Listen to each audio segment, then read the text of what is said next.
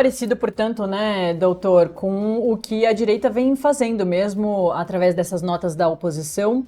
Não fugiu muito desse discurso, muito da perseguição, discurso que eu lembro muito próximo ao de Donald Trump, pedindo o tarifaço, falando, né, sobre o tarifaço dos 50% que começam a valer lá em 1º de agosto.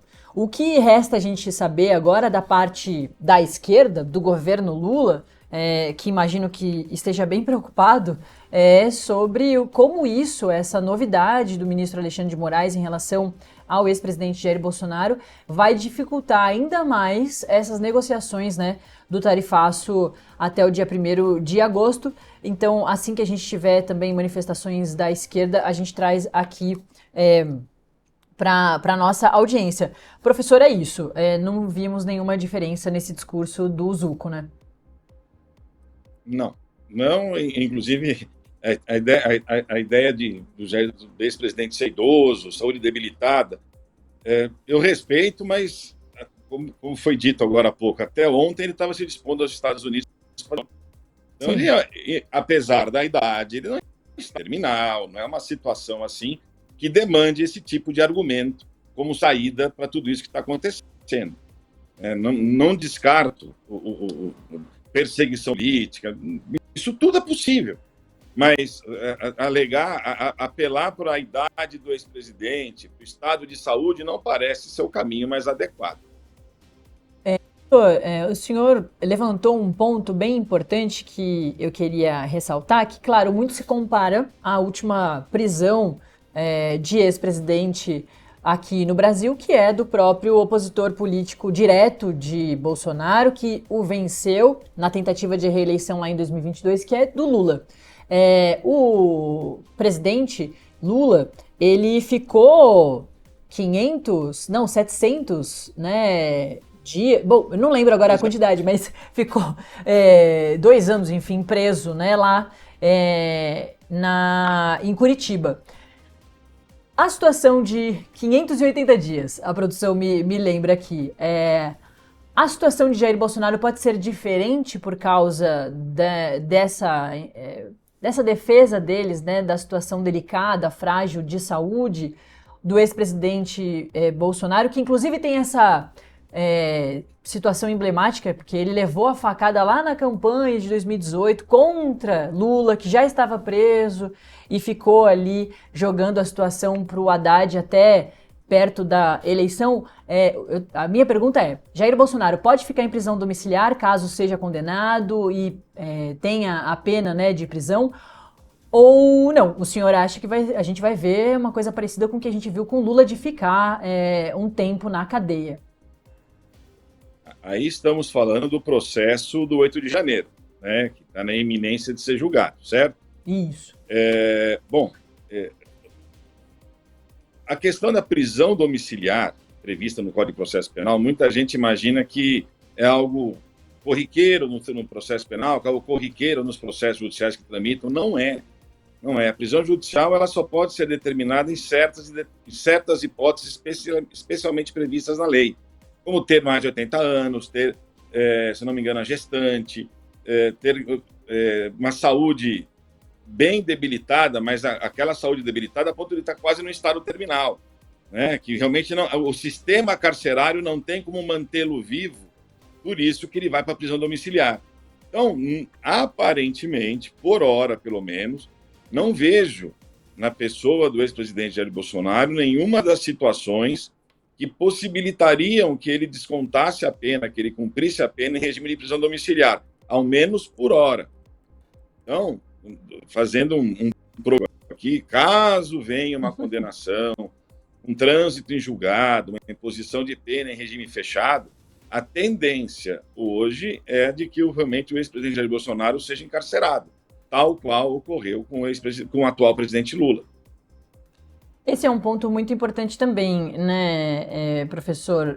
E é bom que o senhor tenha feito essa ressalva, porque eu perguntei já desse inquérito da trama golpista. Mas, claro, hoje a gente está falando de uma situação muito pontual, que da tornozeleira eletrônica, das buscas e apreensões, que também, caso o ministro avaliasse que era importante a prisão, né, nesse caso de hoje, isso também poderia acontecer, assim como você mesmo já falou. Aí você fez essa ressalva, né? Então agora a gente está falando do caso do 8 de janeiro, enfim, da trama golpista, porque realmente são situações diferentes, né? Essa é uma questão, a de hoje é uma questão muito pontual sobre o curso das investigações e, claro, a trama golpista aí é o inquérito, é o que pode acontecer com o julgamento, que ainda não tem data marcada, mas que pode acontecer pelo que a gente entende ali de acompanhar os prazos. Agora, a fase do núcleo 1 é depois da apresentação do relatório final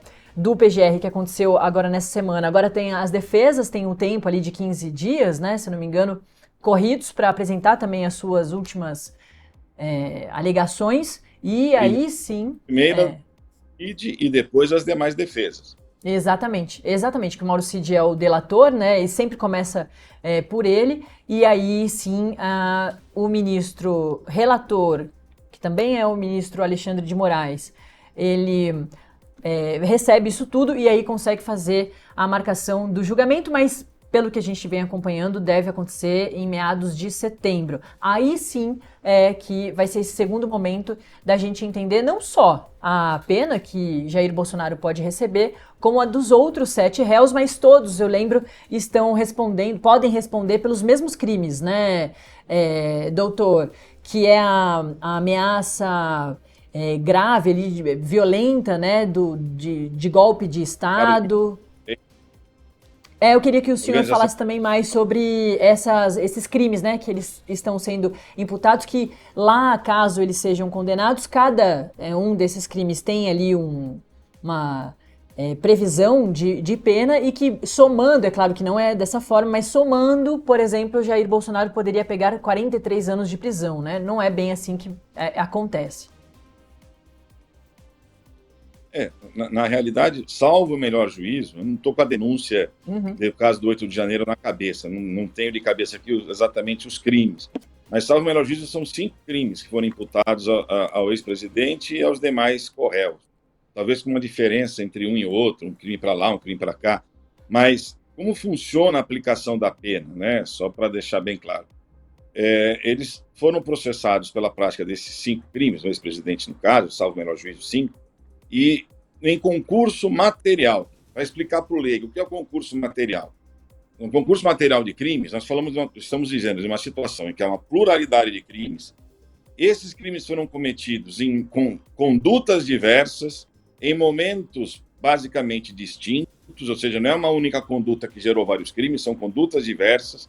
E isso acarreta o que no final? A soma das penas.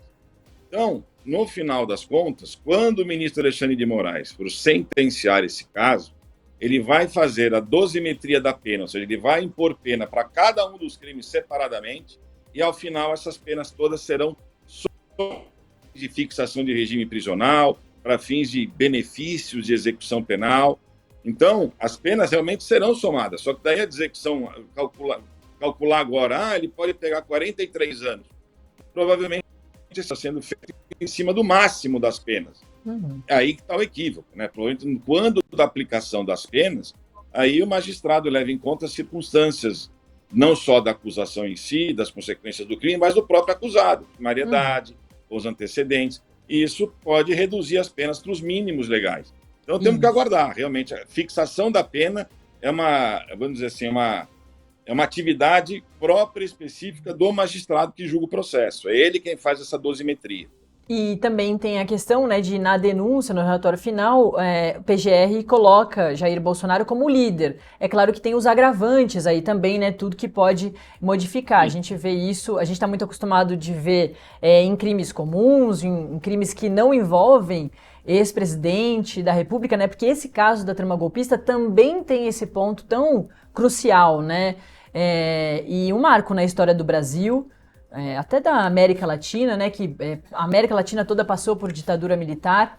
A gente vê um ex-presidente da República e pessoas de alta patente do Exército, das Forças Armadas, respondendo sobre as suas condutas, né, e sobre Esses crimes, trazer informação aqui correta para a gente trazer para nossa audiência, doutor. Organização criminosa armada, a tentativa de abolição violenta do Estado Democrático de Direito, tentativa de golpe de Estado, dano qualificado contra o patrimônio da União e a deterioração de patrimônio tombado. Aqui a gente consegue ver algumas, bem rápido, né, alguns crimes, como, por exemplo, o Sim. da Praça dos Três Poderes, né? O quebra-quebra, que é a deterioração ali do patrimônio tombado. Exato.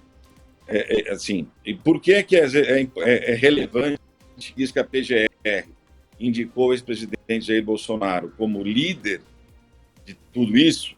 Isso tem uma relevância jurídica importante, porque no caso específico do crime de organização criminosa, que está na denúncia, o líder da organização criminosa, assim definido e assim reconhecido, obviamente, ele tem um aumento de pena sensível, ou seja, ele vai ter uma pena diferenciada dos demais. Então, para o crime especificamente de organização criminosa, a definição do líder é sim um ponto bem relevante, faz aumentar a pena, né? Esse é o ponto.